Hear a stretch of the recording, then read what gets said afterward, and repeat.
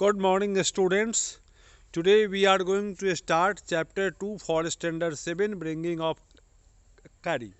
Bringing up Kari is the chapter. We are going to start it today. Actually जो कारी इसमें है ना KARI, ये कारी एक हाथी का बच्चा है. It's a child elephant. So this elephant is here the main character. So first of all we will understand the meaning of bring up. Bring up is a phrasal verb, prepositional phrase. Bring up ये दो शब्द से बना. Bring up का मतलब होता है पालन पोषण करना. So bringing up Kari is a story. It means that how Kari, a child elephant, was brought up, how it was looked after. That is the main theme of this story. We will get this here in this chapter. So bringing up Kari, and Kari is the child elephant. Clear? So we will start this chapter now. Kari, a 5-month-old baby. Who is Kari? Kari is a 5-month-old baby elephant. Clear? ये baby elephant है. कौन? तो कारी. जो कारी हमारा hero है ये baby elephant. Lives and grows up. Lives and grows up where? तो ये lives and grows up with his 9-year-old friend and keeper. ये हाथी का बच्चा अपने 9 साल के दोस्त और उसकी देखभाल करने वाला जो आदमी है उसके साथ अपना समय बिताता है. तो कारी डजंट ईट मच. कारी खाता बहुत नहीं है. Just about 16 kilograms of delicious twigs a day. केवल 16 किलोग्राम मुलायम पेड़ की पत्तियां वो खाता है. ट्विग्स. ट्विग्स मतलब जो नया नया जो ब्रांच निकलता है उसे ट्विग बोलते हैं. तो पेड़ के ऊपर जो कलियां निकलती हैं, नई पत्तियां, नए ब्रांच मुलायम मुलायम वाले, उसे बोलते हैं ट्विग. तो कारी does not eat much. Just about 16 kilograms of delicious twigs a day. वह एक दिन में 16 किलोग्राम डेलिशियस ट्विग खाता है. Playful and sensitive. What type of character कारी वाज? तो कारी वाज ए प्लेफुल, खेल खेलने वाला, एंड सेंसिटिव. कारी saves a boy from drowning. Drowning मतलब डूबना. ये कारी की कहानी यह है कि इसने एक छोटे से बच्चे को पानी में डूबने से भी सेव किया था, बचाया था. तो कारी the elephant was 5 months old when he was given to me to take care of. लेखक narrator is saying that Kari was given under his consideration was 5.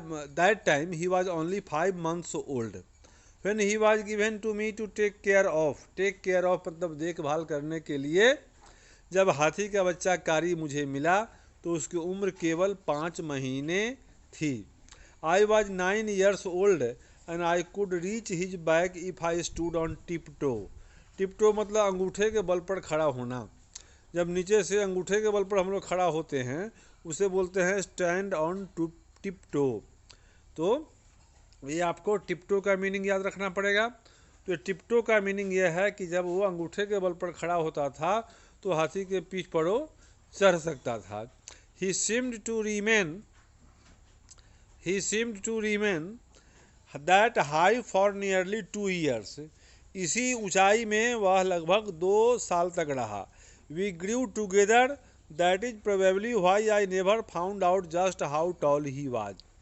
वो भी बढ़ता गया और मैं भी बढ़ता गया, तो इस प्रकार से बढ़ने का अंतर नहीं समझ में आया. He lived in a pavilion. उसको रहने के लिए पेविलियन जैसा घर बनाया गया था. अंडर ए thatched roof. एक छप्पर वाला मकान बनाया गया था. which rested on thick tree stumps. जिसमें पेड़ की बड़ी बड़ी शाखाएं लगाई गई थी, मतलब मोटे मोटे पेड़ की लकड़ियां उसमें लगाई गई थी खंभे के तौर पर. so that it could not fall in when Kari bumped against the poles as he moved about. ताकि so that जब वो हाथी मूवमेंट करेगा तो वह छप्पड़ का मकान गिर नहीं पड़े. One of the first things Kari did was to save the life of a boy. एक जो अच्छा काम किया था कारी ने वो ये था कि उसने एक बच्चे की जान बचाई थी। Kari didn't eat much but he nevertheless needed 40 pounds of twigs a day. Kari बहुत नहीं खाता था लेकिन लगभग 40 pound of twig a day, वह ट्विग का 40 पाउंड खाता था। To chew and play with, he was chewing and playing with these twigs. Every day I used to take him to the river in the morning for his bath. He would lie down on the sandbank while I rubbed him with the clean sand of the river for an hour. वह पानी में बैठ जाता था और मैं उसके body को रब करता था, क्लीन करता था, बाथिंग करवाता था. After that he would lie in the water for a long time. On coming out his skin would be shining like ebony and he would squeal. वापस आते समय उसका बॉडी चमचम करता रहता था, चमकता था. With pleasure as I rubbed water down his back. और जब मैं उसके पीठ पर पानी को रख करके मलता था तो वो बहुत खुश होता था. Then I would take him by the ear. और तब मैं उसका कान पकड़ करके उसको ले आता था. Because that is the easiest way to lead an elephant. Because it is the easiest way to lead an elephant. हाथी को ले चलने का सबसे आसान तरीका है उसके कान को पकड़िए. कान पकड़ के हाथी को ले चलना आसान माना जाता है, वह चलता है कान पकड़ने से. So I went elephant and leave him on the edge of the jungle while I went into the forest to get some luscious twigs for his dinner. और उसको जंगल किनारे में छोड़ता था तब तक जब तक कि मैं पेड़ से कुछ ट्विग्स वगैरह तोड़ करके उसके लिए लाता था. मुलायम मुलायम ट्विग्स, लसियस, ये लसियस है, LUSCIOUS, लसियस, ये सो लसियस. लसियस मीन्स मुलायम. Twigs for his dinner. One has to have a very sharp hatchet to cut down these twigs. Hatchet मतलब लकड़ी को काटने वाला सामान, जैसे एक्स वगैरह. तो बहुत शार्प होना चाहिए था हाथी को खाने के लिए जो काटते हैं वो. It takes half an hour to sharpen the hatchet because if a twig is mutilated an elephant will not touch it. Because if a twig is mutilated, अगर कोई पेड़ की ब्रांच, पेड़ की शाखा कोई टूटी फूटी होगी तो मुड़ा तोड़ा होगा तो एलिफेंट उसको नहीं खाता है. इसलिए उसको एक ही बार में काटना ज़्यादा अच्छा रहता है हाथी के लिए, उसी को खाना पसंद करता है. साफ़ सुथरा उसको चाहिए, बढ़िया कटिंग वाला. It was not an easy job to get twigs and saplings for Kari. Kari के लिए ट्विग लाना और सैपलिंग लाना आसान काम नहीं था. I had to climb all kinds of trees to get the most delicate and tender twigs. तो डेलिकेट और टेंडर ट्विग लाने के लिए मुझे बहुत मेहनत करना पड़ता था. As he was very fond of the young branches of the banyan tree, which grows like a cathedral of leaves and branches. वो बनियान ट्री की पत्तियों को खाने में उससे बहुत मज़ा आता था. Which grows like a cathedral of leaves and branches. इसमें बहुत मात्रा में ब्रांच और लीव्स होते हैं. I was gathering some one spring day in March when I suddenly heard Kari calling to me in the distance. और उसी दिन मैं दूर से उसकी आवाज़ को सुना जब मैं उसके लिए खाने की व्यवस्था कर रहा था. As he was still very young, the call was more like that of a baby than an elephant. वह छोटा था इसलिए उसकी आवाज़ बड़े हाथी की तरह नहीं थी, एक बच्चे की तरह उस हाथी की आवाज़ थी, लेकिन वो ज़ोर ज़ोर से चिल्ला रहा था. As if he was calling me. I thought somebody was hurting him, so I came down from my tree and ran very fast to the edge of the forest where I had left him, but he was not there. मैं वहाँ पहुँचा जहाँ उसको छोड़ा था, लेकिन वहाँ वो नहीं था. I looked all over, but I could not find him. I went near the edge of the water. मैं पानी किनारे गया जहाँ वो प्रायः बाथिंग करने जाता था. And I saw a black something struggling above its surface. और वहाँ काला काला सा कुछ मैंने पानी पर तैरते हुए देखा. Then it rose higher and it was the trunk of my elephant. और तब वह काला काला सा ऊपर निकला और मैंने पहचान लिया कि मेरे हाथी की सूंड है. I thought he was drowning. मुझे लगा कि वो हाथी मेरा डूब रहा है. I was helpless because I could not jump into the water and save the 400 pounds of him. मैं उसको पानी में कूद करके निकाल पाने की स्थिति में नहीं था क्योंकि उसका वजन 400 पाउंड था. Him since he was much higher than I. वह मुझसे बहुत ऊंचा था. But I saw his back rise above the water, and the moment he caught my eye, he began to trumpet and struggle up to shore. जैसे ही उसने मुझे देखा वह जोर जोर से चिंघारने लगा और मुझे जैसे किनारे बुला रहा हो. Then still trumpeting, he pushed me into the water, and as I fell into the stream, उसने सूंड से मुझे पकड़ करके पानी में खींच लिया. मैं पानी में गिरा. I saw a boy lying flat on the bottom of the river. वो बच्चा पानी के तल में नीचे पड़ा हुआ था. He had not altogether touched bottom but was somewhat afloat. वो थोड़ा थोड़ा तैर रहा था, पूरे नीचे नहीं गया था. I came to the surface of the water to take my breath, and there कारी was standing. मैं सांस लेने के लिए ऊपर आया और वहाँ देखा कि कारी मेरा वेट कर रहा था.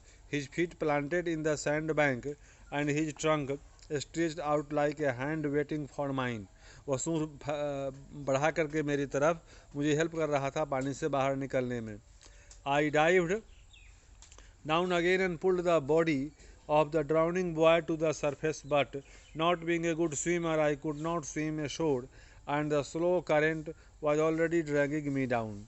मैं तैराक अच्छा नहीं था, इसलिए मैं पुनः डूबने लगा तो ये हाथी मुझे खींच करके बाहर लाया. Seeing us drift by in the current, Kari, who was usually slow and ponderous, suddenly darted. Ponderous मतलब सोचने वाला.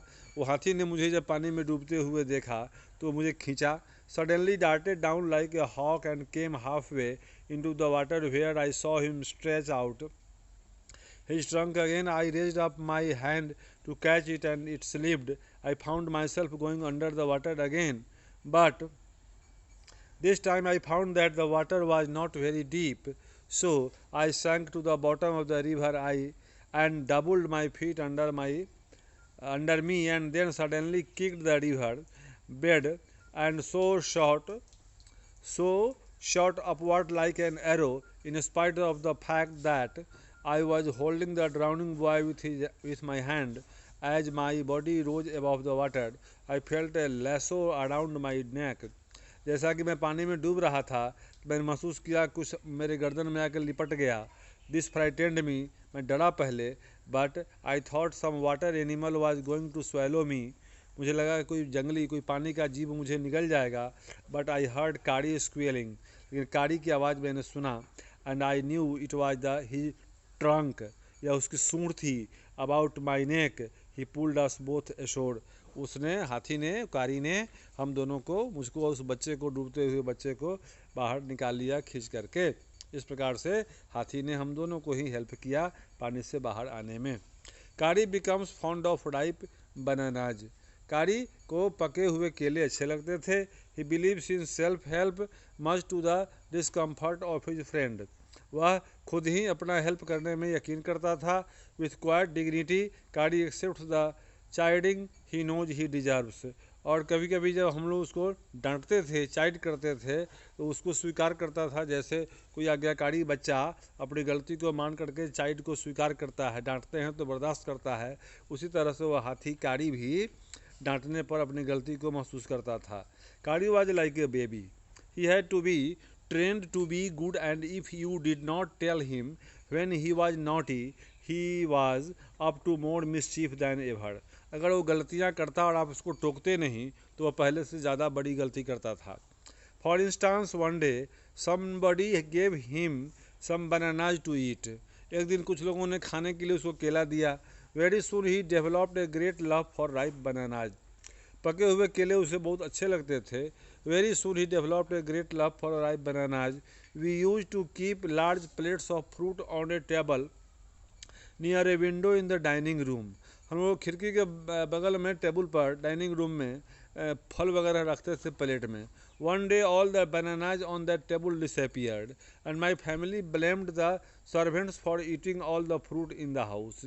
और घर के लोगों ने नौकरों पर शक किया कि वो लोग खा गए सारा केला, सारा फल. A few days later the fruit disappeared again. कुछ दिन बाद फिर वो फल गायब हो गए. This time the blame was put on me, इस बार घर के लोगों ने आरोप मेरे ऊपर लगाया। And I new I had not done it, मुझे मालूम था कि मैंने नहीं खाया था। It made it made It made me very angry with my parents and the servants, for I was sure they had taken all the fruit. The next time the fruit disappeared again, I found a banana all smashed up in Kari's pavilion. और मैं केले के छिलके को देखा, कहाँ पर देखा, तो वो जहाँ हाथी बांधा जाता था, जहाँ कारी का पवेलियन था। This surprised me very much, for I had never seen fruit there, and as you know he had always lived on twigs, हमेशा वो ट्विग वगैरह खाता था। और लेकिन उस दिन मैंने देखा कि केला का छिलका वहाँ था, कुछ केले के टुकड़े भी थे। Next day while I was sitting in the dining room wondering whether I should take some fruits from the table, कुछ फल लेने के लिए टेबल से मैं गया था रूम में, तो उस समय मैंने क्या देखा, without my parents permission a long black thing very much like a snake suddenly came through the window and disappeared with all the bananas. बहुत सारा मोटा एक सांप की तरह खिड़की से घुस करके भीतर टेबल पर आया और सारा केला गायब हो गया। I was very much frightened because I had never scene a snake eat bananas, सांप को केला खाते हुए मैंने कभी नहीं देखा था, मैं डर गया। And I thought it must be a terrible snake that would snake in and take fruit. I crept out of the room and with great fear in my heart ran out of the house, feeling sure that the snake would come back into the house, eat all the fruit and kill all of us. मैं समझ गया कि फिर सांप आएगा और सारा फल खा जाएगा, हम लोगों को डैमेज भी कर सकता है। As I went out, I saw Kari's back disappearing in the direction of the pavilion, and I was so frightened that I wanted his company to cheer me up. I ran after him into the pavilion and I found him there eating bananas. I stood still in astonishment. आश्चर्य हुआ, astonishment का मतलब आश्चर्य, मुझे घोर आश्चर्य हुआ कि देखा कि कारी वहाँ पर केला खा रहा था अपने पेविलियन में बैठ करके। The bananas were lying strewn all around him. केले जहाँ तहाँ नीचे पड़े हुए थे। He stretched out his trunk and reached for one far away from here if he was standing. उसने एक केले को जो उसकी पकड़ से दूर था उसको सूंड को फैला करके पकड़ा।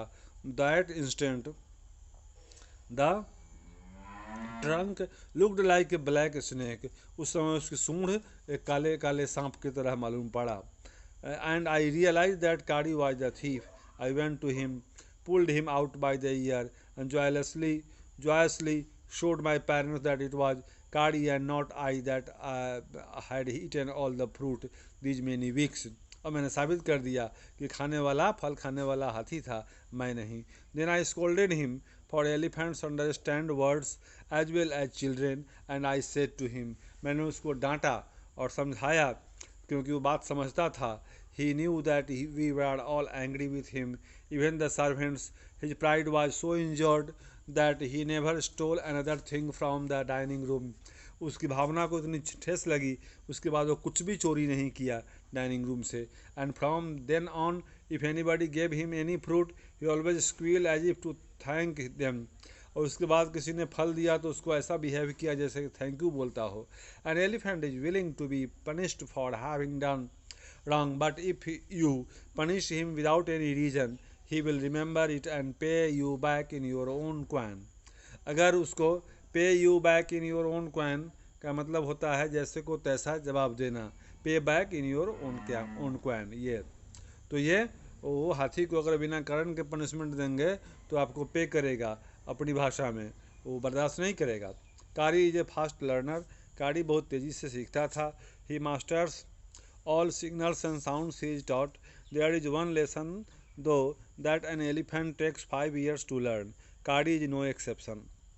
कारी को भी सीखने में 5 साल लगने वाला था, वो अभी उसका अपवाद नहीं था। हाथी प्रायः 5 साल में सीखते हैं।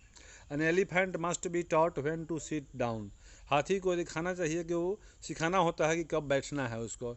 When to walk, कब टहलना है। When to go fast and when to go slow, कब तेज जाएगा धीरे जाएगा। You teach him these things as you teach a child. If you say that अगर बोलिएगा तो and pull him by the ear, धट बोल के अगर कान पकड़ के ले चलिएगा, he will gradually learn to sit down, तो वो बैठना सीख जाएगा।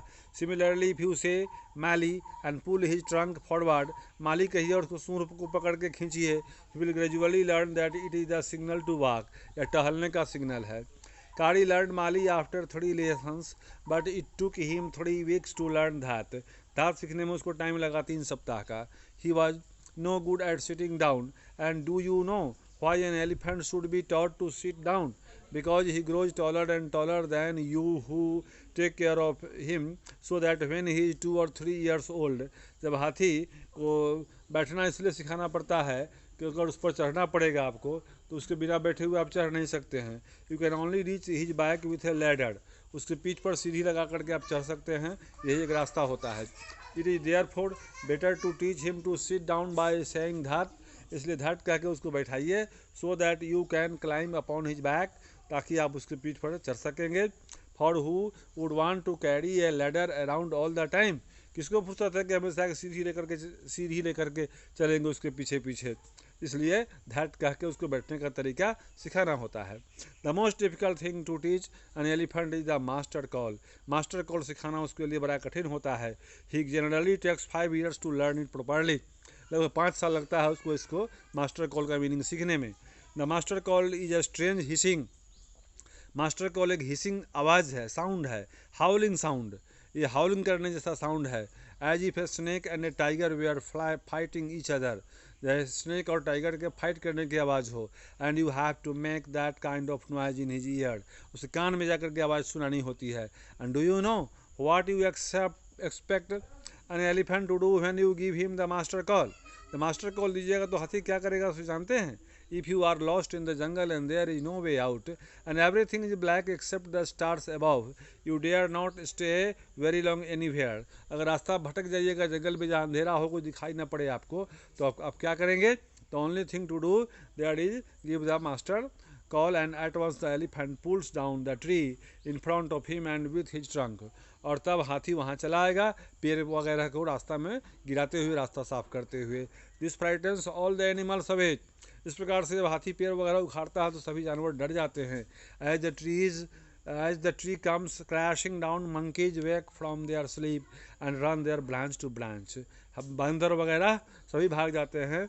You can see them in the moonlight and you can almost see the stags running in all directions below, सभी स्टैग्स वगैरह भागते हुए नजर आएंगे आपको, बंदर वगैरह सभी भागते होते हैं।